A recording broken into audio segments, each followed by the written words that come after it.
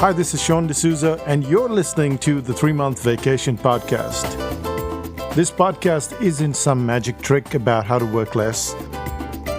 Instead, it's about how to really enjoy the work that you do and to enjoy your vacation time.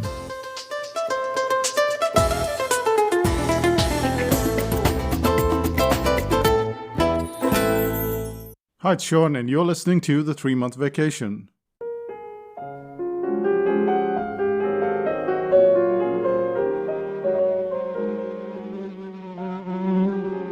One of the things that really annoy me in life is a buzzing fly. So I could sit down at the dining table and start to paint, and then just as I'm about to put the brush to paper, the fly will come and sit right on my face. And it's so irritating because there you are, torn between getting that fly versus finishing that painting. And this podcast is a very short one, but it's about the 3 things that bugged us. And it probably bugs you if you're running a business today, especially if you're running an online business. What are the 3 things we're going to talk about? The first is seemingly ungrateful subscribers. The second is about pirates. And the third is about gurus and competition. Let's start out with the first one, which is seemingly ungrateful subscribers.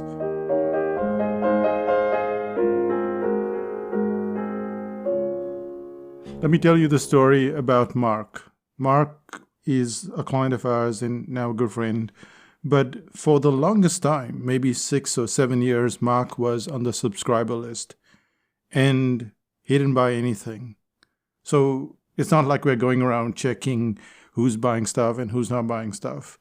But at one point in time, Mark buys the brain audit, and then he buys something else. Then he buys the article writing course. Then he buys the Protégé course, which we had at that point in time. And he ends up buying pretty much everything or close to everything that we have to sell. But there is this huge gap between him being on the list and buying something.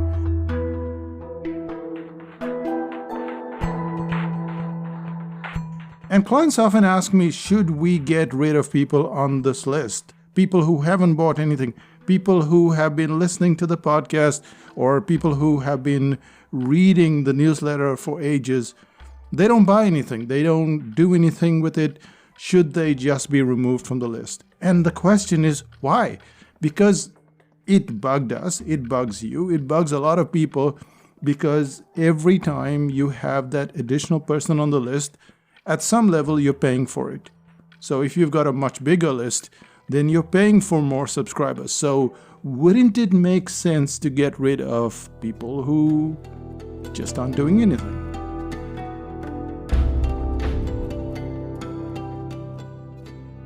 And the answer is no. The answer is you're not really creating that information solely for buyers. And that becomes a sticking point because you look at your list and you think more people should be buying, but they're not. And let's get rid of the people that don't buy. Don't do that. Let them stay, because eventually some of them, not all of them, not even many of them, but some of them will eventually get to the point where they need your product, they need your services, they need your consulting, and they become customers. So that's one kind of subscriber. The second kind of subscriber is the person that unsubscribes. Now, we shouldn't be fascinated with someone that unsubscribes, but when you open up your email and you get all of these unsubscribers or unsubscribes, you are immediately, or at least slightly, frustrated.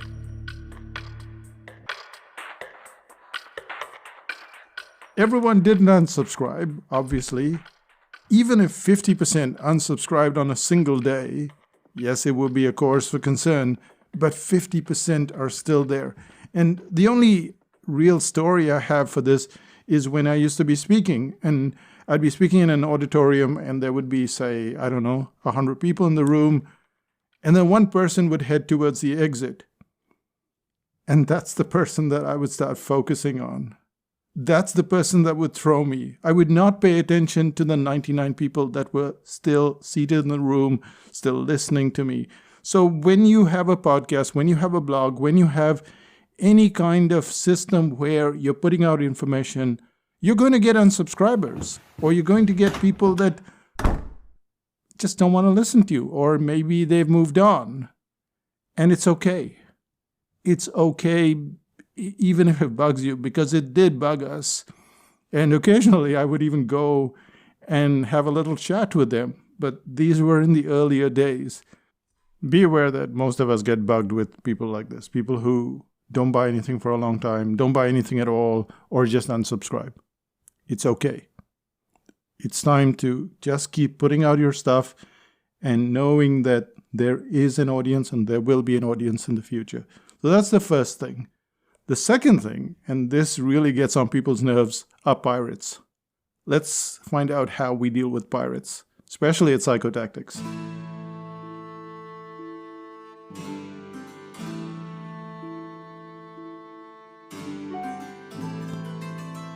Often when I open up my email, and I'm talking about often, I will get a client saying, hey, your article writing course is being sold on this site, or the copywriting course is being sold on this site. And it's a fraction of what we're selling it on our site. So now you know that you can get these pirated versions of our courses on other sites. What they don't know, the people writing in, is that those are very early versions of our courses.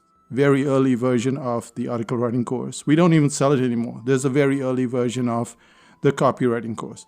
And it was very frustrating at one point in time to have all of these pirates who just took your stuff and then they started selling it.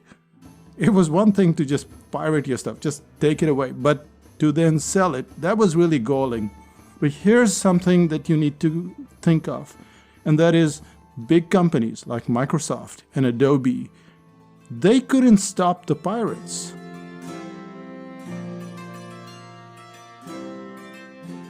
They tried for many years and they couldn't stop the pirates.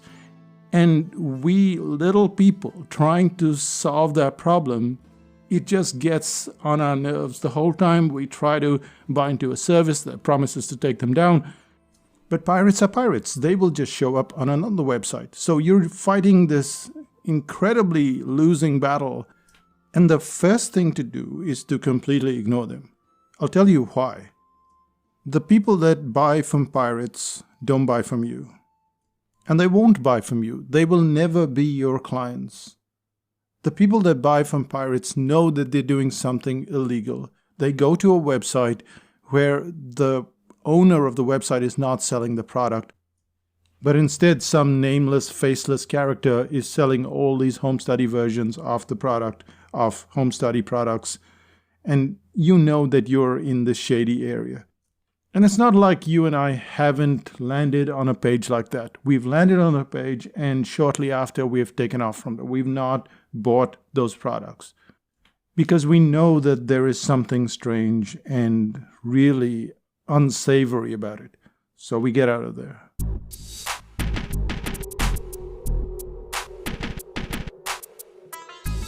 And so don't worry about people that are never going to buy your product anyway. But at this stage, let me tell you that the pirates did us a big favor.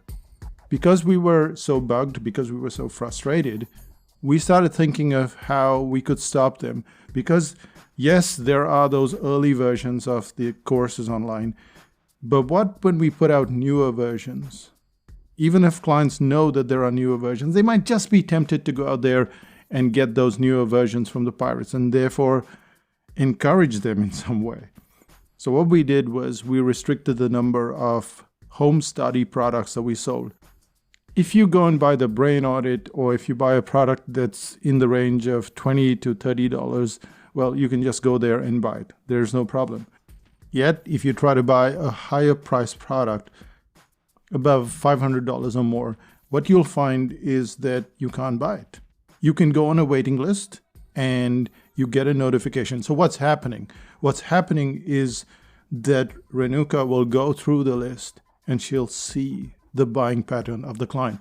Now, pirates don't care about this. Pirates just go in there, buy a product, then they don't even ask for a refund. They'll do a chargeback, which means that you end up paying the credit card company because someone asked for a chargeback.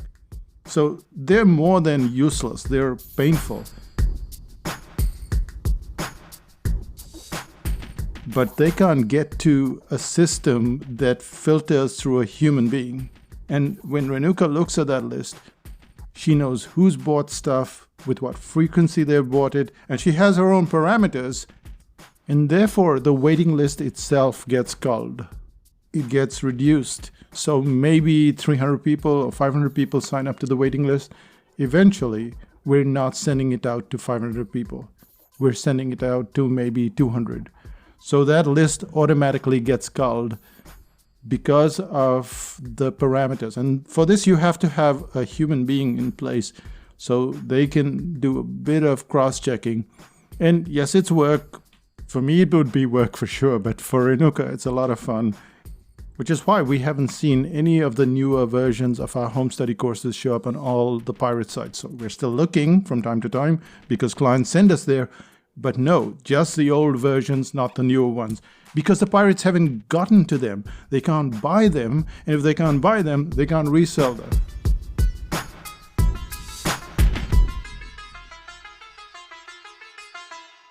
You've got to have that kind of filtration process in place. Or just think of it as, well, those clients are never going to buy from you anyway. So we'll just walk away from it. Which takes us to the third part, the third bug that we had. We started with the subscribers who seemed ungrateful, and not all of them are. We then moved on to the pirates, and we found that we can ignore them or find a system, create a system to foil them. And finally, we get to the third one, which is the competition. And you may not admit it, I may not admit it, but competition bugs us at some level. Let's find out how to not beat the competition, just ignore them maybe? Let's find out.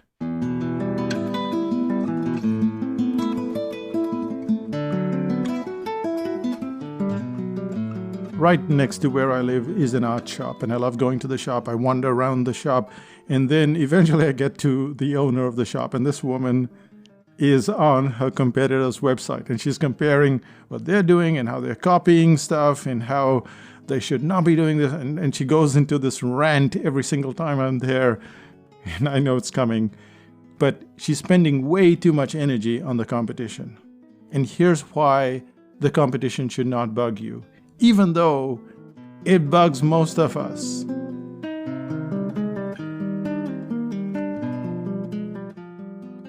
You have to remember, at first, you don't have any competition. You start out wanting and liking to be like other people. And then after that, you start to seemingly move up the ladder and you become similar to them. So let's say I was a cartoonist. I then became a marketer. Now, all the people that I knew as marketers, well, they were my idols until I got to the point where I was seemingly on the same level as them. That's when they started to bug me. Not all of them, but some of them. And most of us have this level of frustration. So how did we deal with it?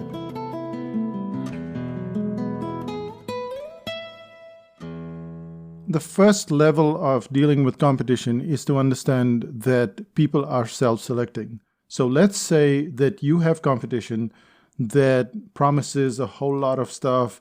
They seem unethical to you, at least based on your ethics, and your clients, who should have been your clients, are going to the competition. But when you look at it from a point of self-selection, well, it's really good. Simply because the people that want instant success are going away. So at Psychotactics, we go in this tiny increment method, which is you do this step and the next step and the next step and the next step. And we don't promise any instant anything. No instant customers, no instant skill, no instant anything. And that drives away a lot of clients. Drives away a lot of potential clients, I would say, because they're not our clients. But they go to another service, and so they stop bugging you, which is a great thing. Because now there is a self-selection happening.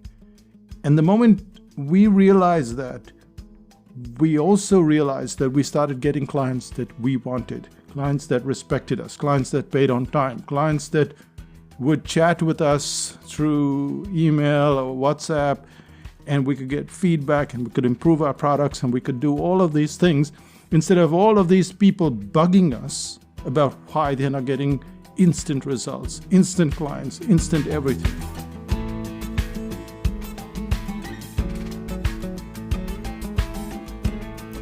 So a lot of those clients self-selected and they went away. A lot of the problems went away.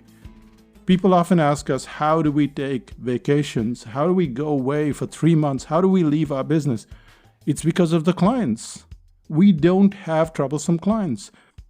Right at the beginning, without promising anything, we had those kind of clients. And you'd get these very angry emails, but they're gone. Clients now tell us, you're on vacation, go on vacation. Stay on holiday. Don't respond to my emails. But you also have to remember that clients go to your competition not necessarily because you're bad, but because they want variety. Now think about it this way. Say you own a restaurant. Say it's an Indian restaurant. Well, do clients come only to the Indian restaurant, or do they eat Malaysian food as well? Do they eat Japanese? Do they eat Mongolian? Do they not go to other restaurants, or do they only eat at your restaurant? Look at the magazines that we buy. Maybe you're into gardening. Well, you buy different kinds of magazines, different gardening magazines. Maybe you're into storytelling. Look at your bookshelf. You don't have just one author, you have multiple authors in storytelling. So the competition is not because they don't like you. It's because they want to try out a different system. They want to hear a different voice. They want to come at it from a different angle. And so competition, in a way, is just natural. When we buy into something, we naturally want more variety. And so you shouldn't take it personally, even though I know I'm saying it, but you feel that when somebody says, hey, I went to your competition. You feel that little twinge. Like, really? Did you have to do that? But there is good news on that front as well, and especially if you do an exceptional job. A lot of our clients, and I'll take one name, for example, Teresa.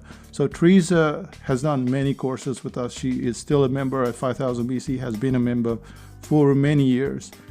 And she went out and she did a course with somebody else. And she came back to 5000 BC and wrote a post about why she came back.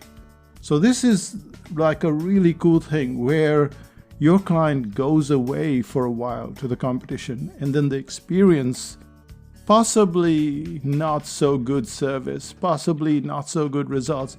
And then they come back and they're converted to you and then they stay with you. They're still going around and buying other stuff. It's not that they just go, oh, wait a second, I have seen the light. No, nothing like that. But they change their perception. They realize that your work, your service, your behavior, your ethics is different from the other people. And this is the best kind of client, the client that goes away and comes back.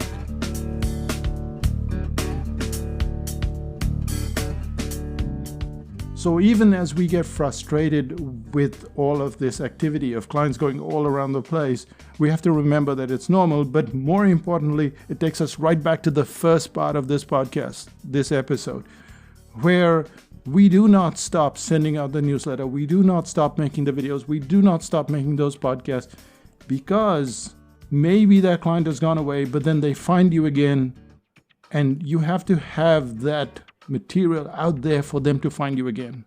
And when they do, they come back. They may unsubscribe, but they will come back.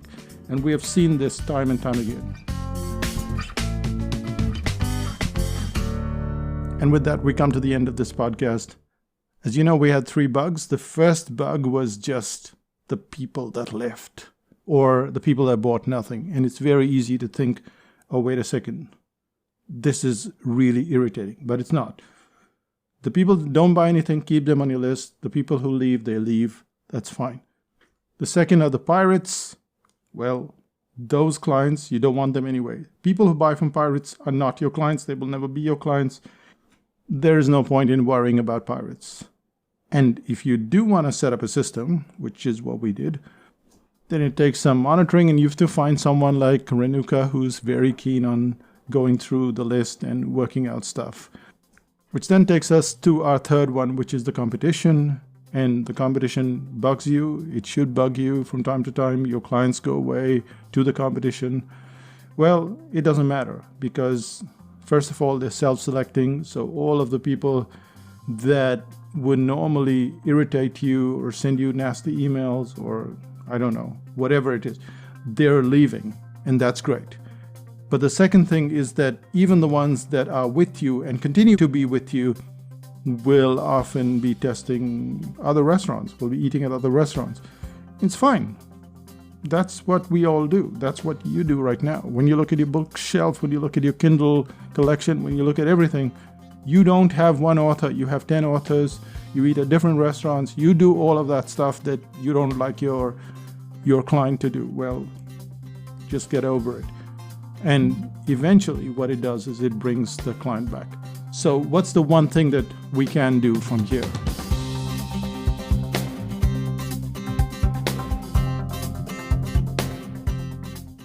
And the one thing that you can do is to make sure that you're always sending out those videos, the emails, writing your blog posts.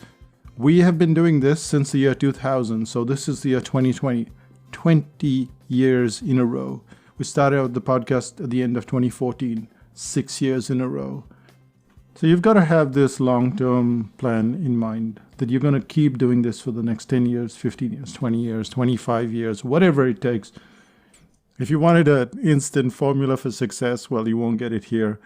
That's pretty much it from me and this episode. Let's find out what's happening in Psychotactics land.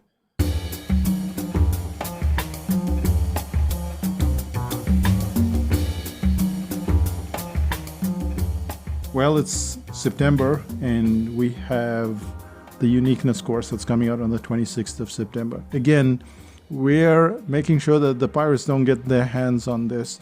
So you have to go on a waiting list, and there will be only 25 copies of this home study. Yes, we know it's a home study, and we know it's digital, and we know we should sell hundreds of them, but we're selling 25 copies.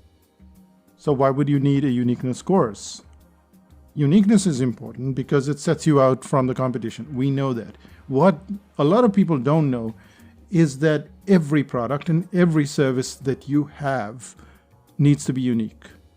It needs to be unique from the competition, but it also sometimes needs to be unique from your own products. Take, for example, a Samsung phone or an Apple phone, and you notice that when the new phone comes out, it becomes a competitor to the old phone. You take a camera as well. Well, what's that new camera doing? What's that new software doing? You have to position it so that the client sees the difference between the new product and the old product. So in effect, the old product is the competitor.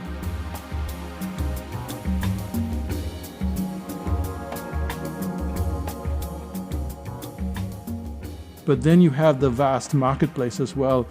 And in that space, you're dealing with other people, other competitors. So every product that you have and every service has to have a uniqueness factor. And this course shows you how to do it. It also shows you how to create the uniqueness so that others can't rip it off. Once you've got it in place, it's very easy for a client to take it away. Well, not with this course. So that's on the 26th of September. Go to psychotactics.com/U, that's U for umbrella, U goodies, and you'll get goodies. Plus, you will go on the waiting list for the uniqueness course, which will be available on the 26th of September. So that's pretty much it. The other thing that kind of sneaked in somewhere in July was the startup course. And this is a series of 5 webinars.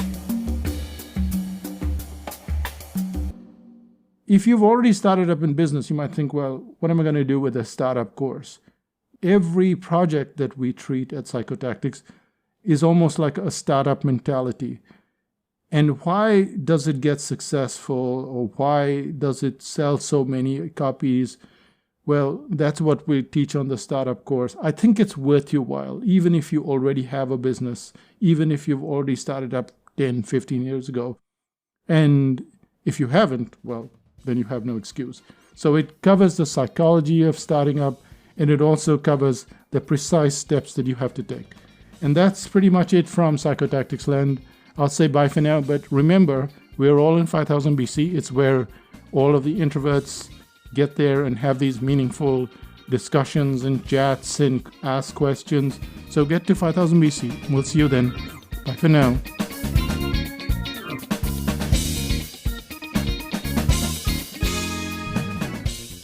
Still listening? Well, I like to say that the competition doesn't bother me, but it still does. And one of the things I did was to get rid of the people that bugged me. So I get newsletters from a few people, and I don't get newsletters from a lot of people. And at first, I got a bunch of newsletters, like most of us do, from everybody. And then I looked at the ones that made me feel small, that made me feel not so exuberant, but a little, not depressed, but just off kilter. And I got rid of them. Because if they were not improving my day and just making me feel not so great, then I didn't need those newsletters. I didn't need someone telling me how I had fewer clients, how I had less money, how I had, or someone that's kind of needling me and